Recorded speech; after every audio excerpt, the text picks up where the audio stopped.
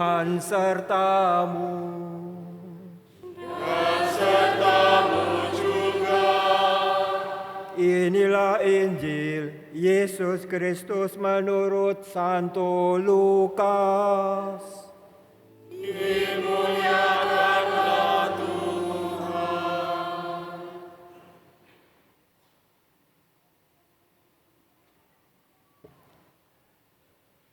Bab 9 ayat 38 sampai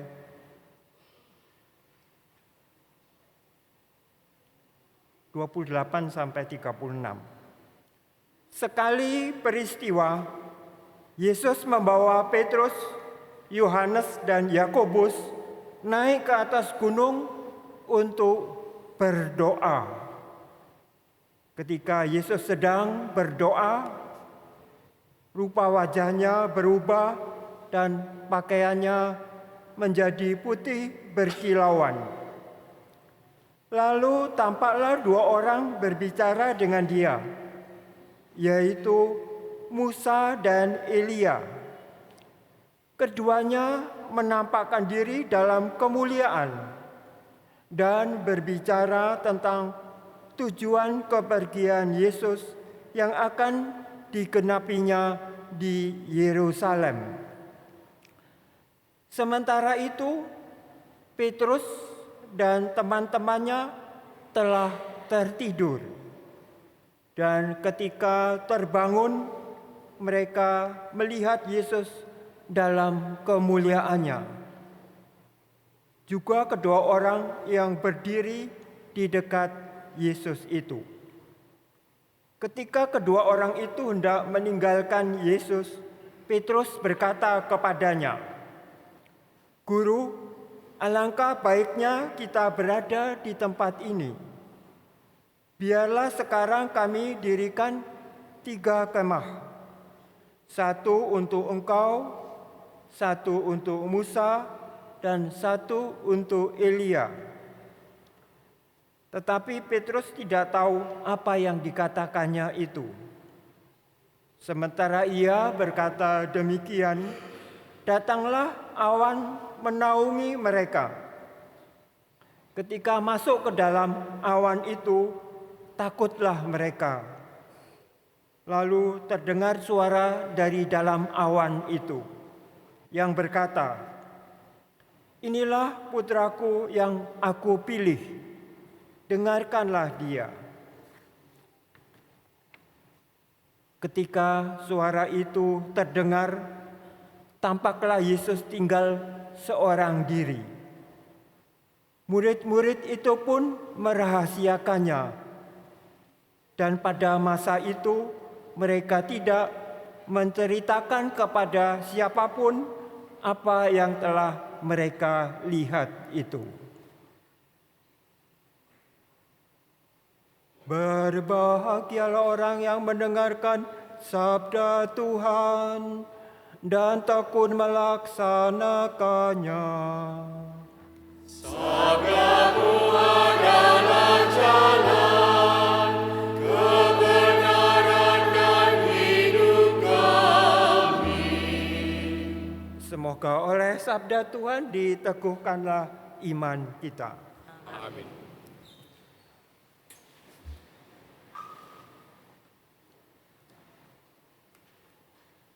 Untuk apa kita merayakan perayaan Ekaristi ini?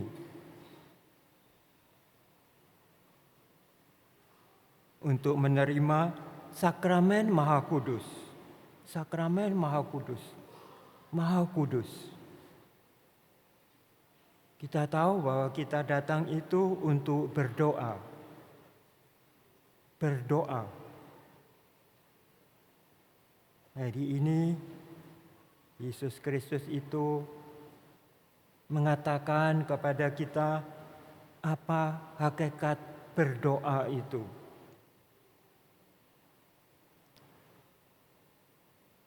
Kita mungkin menganggap berdoa itu sekedar bercakap-cakap dengan Tuhan. Malahan kita itu sering mengatakan berdoa itu untuk minta sesuatu kepada Tuhan. Berdoa itu pribadi. Karena itu intensi minta doa selama perayaan Ekaristi itu sesungguhnya tidak diperlukan. Untuk apa kita dengarkan doa kita itu, bahwa kita ini berdoa untuk mohon, untuk anak, untuk kehidupan kita masing-masing, berdoa untuk keperluan pribadi. Memang doa itu hakikatnya doa pribadi. Tetapi dampaknya selalu sosial, bahkan mempengaruhi seluruh umat manusia, terutama mereka yang percaya kepada Allah. Karena doa itu kan dipanjatkan kepada Tuhan Allah. Yesus hari ini dikisahkan mengajak Petrus, Yohanes, dan Yakobus naik ke gunung untuk berdoa. Dan Yesus memang sungguh-sungguh berdoa. Begitu doanya itu kepada Bapanya di surga. Yesus pribadi memanjatkan doa itu, mengajak muridnya berdoa. Tetapi ketika muridnya itu tadi dikisahkan tidur. Kita ini seringkali juga tidur. Bahkan dalam berdoa pun kita itu sepertinya tidak sanggup. Karena itu lalu kita minta untuk dibacakan doa. Kita minta doa kepada para kudus, kepada Bunda Maria, kepada santo ini, santa ini. Kita tahu pada akhirnya doa itu orang-orang kudus, Bunda Maria itu perantara untuk menyampaikan doa kita kepada Putra Tunggal Allah itu. Perayaan Ekaristi ini memang pelaksananya yang mengundang kita dalam perjamuan ini Sang Putra Allah itu. Dia ingin menyatukan doa kita yang beraneka ragam itu masing-masing untuk dipersatukan dengan doanya kepada Bapanya di surga. Untuk disatukan bahwa doa kita itu nantinya juga akan berdampak untuk keselamatan orang-orang dunia ini. Baik orang benar maupun orang jahat, orang tidak benar, orang baik atau orang, semuanya itu ingin disatukan oleh Yesus. Doanya itu. Sehingga doa itu hakikatnya adalah bercakap-cakap dengan Bapa di surga itu. Minggu lalu atau berapa minggu lalu itu kita diajar Yesus untuk berdoa kepada Bapa di surga. Doanya singkat, tetapi mengapa Yesus bisa berdoa semalam suntuk, bercakap-cakap dengan Bapanya itu? Kita berdoa karena kita hafal sejak kecil. Memang remaja itu paling mudah untuk hafal. Setelah kita makin dewasa, umur 40 tahun lebih, atau kita mendekati setengah usia kita sudah kesulitan untuk menghafal. Tetapi pengertian kita semakin kuat. Pengetahuan kita semakin banyak. Dan pengertian kita juga semakin mahir kita. pengertian kita itu semakin mengenal dunia ini, pengalaman-pengalaman hidup ini, semakin kita mengerti isi hidup kita ini. Dan karena itu lalu kita juga memperdalam hati kita. Kita lalu tahu apa hatinya, hati manusia itu. Kerinduan-kerinduan kita, apa yang ingin kita capai di dunia ini, kita tahu. Bahkan mungkin apa yang ingin kita capai itu tidak mungkin di dunia ini, tetapi nanti setelah berakhirnya hidup kita di dunia ini. Itu yang kita tahu. Tetapi lihat saja apa akibat doa Yesus kepada Bapaknya bersama 3 muridnya itu. Murid itu tertidur, dan ketika bangun mereka melihat Yesus itu dalam rupa yang cemerlang, pakaiannya putih berkilau-kilauan bersama dengan 2 orang. Petrus tidak tahu siapa orang itu. Dia tidak mengenal wajah dari Musa atau Elia itu. Tetapi ia bisa mengucap dalam hatinya.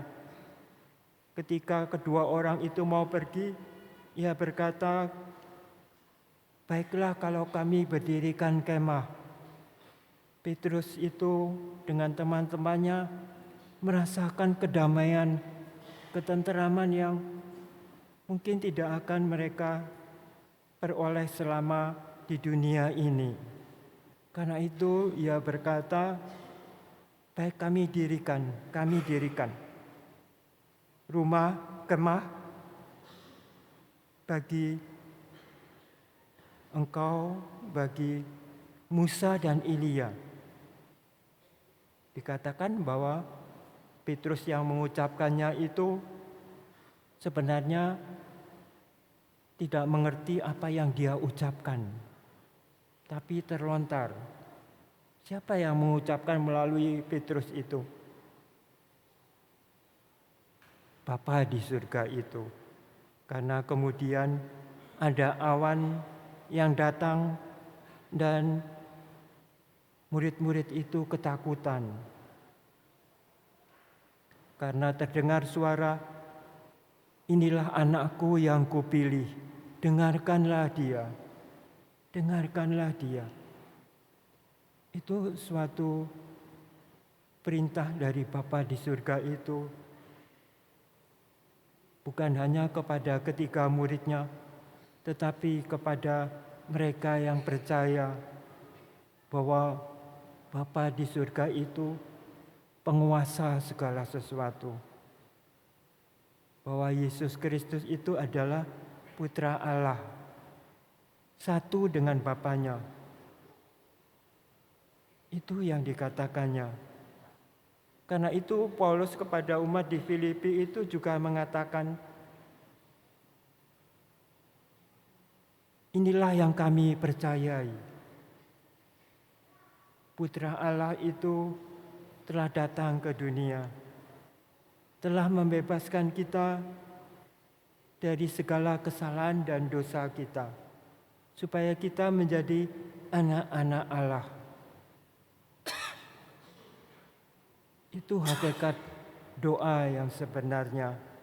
Disatukan doa-doa kita yang ada semua ini menjadi satu doa yang dipanjatkan oleh Yesus Kristus itu kepada Bapanya untuk menyelamatkan kita semua ini. Karena itu bersyukurlah. Perayaan Ekaristi itu artinya perayaan syukur. Kita disatukan oleh doa Yesus itu, dan karena itu jangan khawatir. Apapun juga. Salah satu doa yang sudah dahulu kala dipanjatkan juga oleh Abraham itu. Abraham itu bercakap-cakap dengan Allah. Mungkin tidak kelihatan wajah Allah itu, tetapi di dalam hati manusia itu, Abraham itu, dia tahu.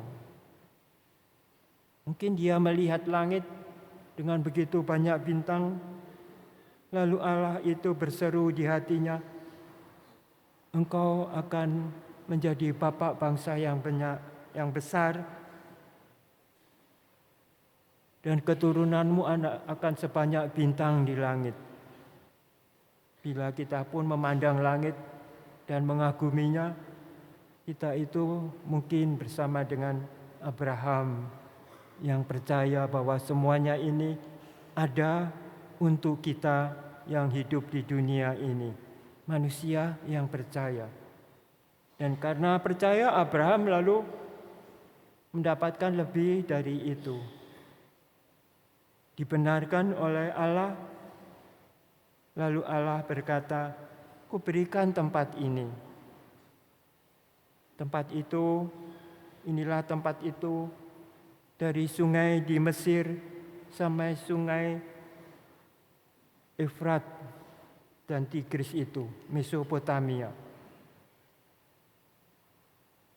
Tempat itu kuberikan kepadamu.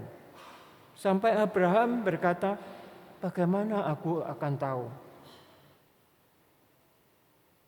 Lalu Allah berkata, siapkan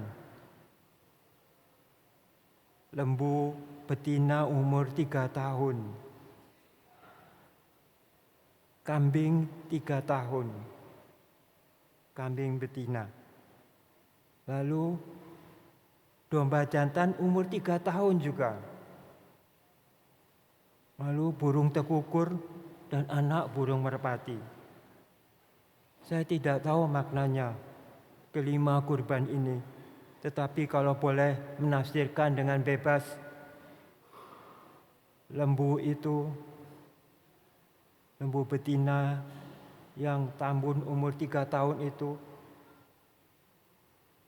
suatu hewan yang cukup besar, berlemak, dan pasti sangat nikmat kalau bisa dinikmati.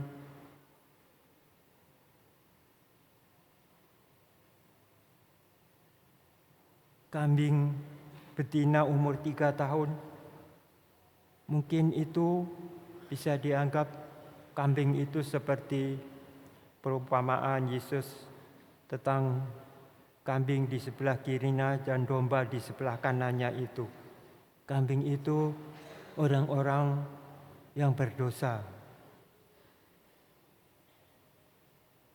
Domba itu, domba jantan yang berumur 3 tahun itu mungkin bisa diartikan Yesus Kristus itu.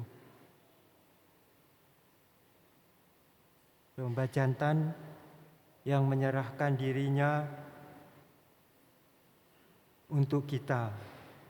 Diingatkan mungkin akan Paskah Israel yang dibebaskan dari Mesir. Burung tekukur mungkin karena burung tekukur itu suaranya itu katakan halus, murni hati, kemurnian.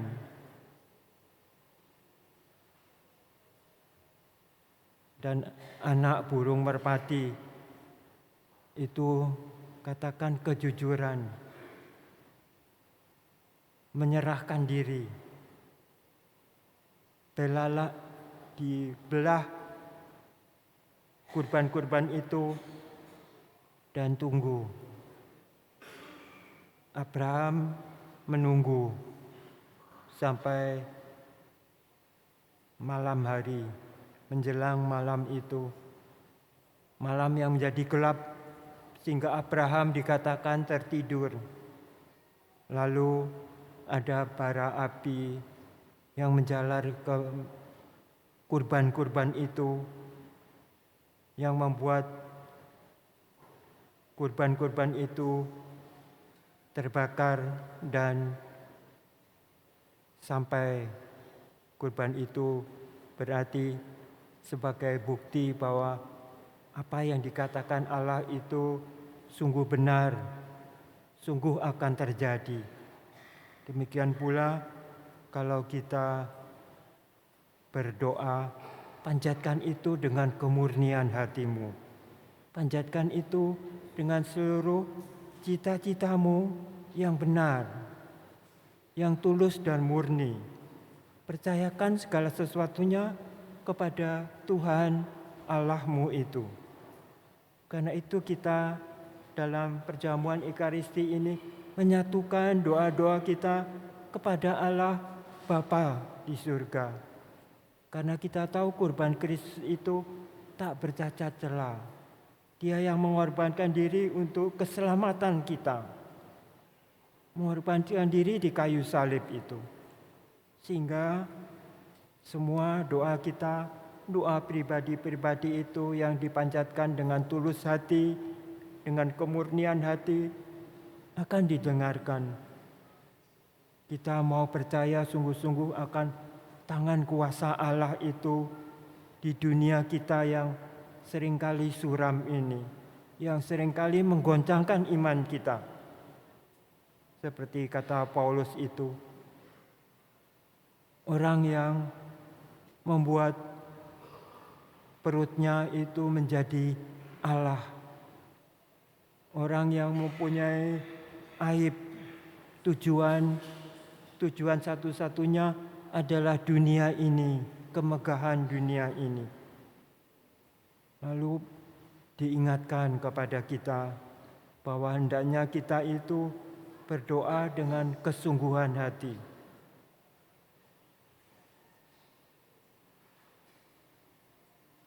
Seperti para murid itu yang ikut serta dalam kemuliaan Tuhan Yesus. Meskipun sejenak pada malam itu mereka melihat Yesus dalam kemuliaannya, merasakan damai dan sejahtera. Karena itu pula mereka bertiga itu, Petrus, Yohanes dan Yakobus itu memegang rahasia itu. Sampai pada saatnya mereka menjadi saksi-saksi iman yang tangguh bagi umat Allah ini. Mari kita juga percaya, bila kita memanjatkan doa tanpa percaya akan kuasa Allah itu, kita berdoa dengan sia-sia. Lalu kita mesti melihat diri kita yang lemah dan rapuh ini, supaya kita dikuatkan, supaya kita seperti nyanyian pembukaan itu mau percaya akan Yesus Kristus Putra Allah itu. Seperti suara yang terdengar di gunung itu, inilah putraku yang kupilih, dengarkanlah dia. Mari kita mendengarkan dan juga memenuhi perintahnya. Seperti pemazmur tadi itu, melakukan segala yang dikehendaki Allah. Menyatukan pekerjaan yang kita lakukan di dunia ini dengan pekerjaan Putra Allah yang telah menyelamatkan kita. Semoga kita semua menyadarinya dan berdoa di dalam perjamuan Ekaristi di mana Dia mengundang kita untuk bersatu dengan Dia. Kesatuan inilah yang hendaknya menjadi tujuan doa kita masing-masing. Amin.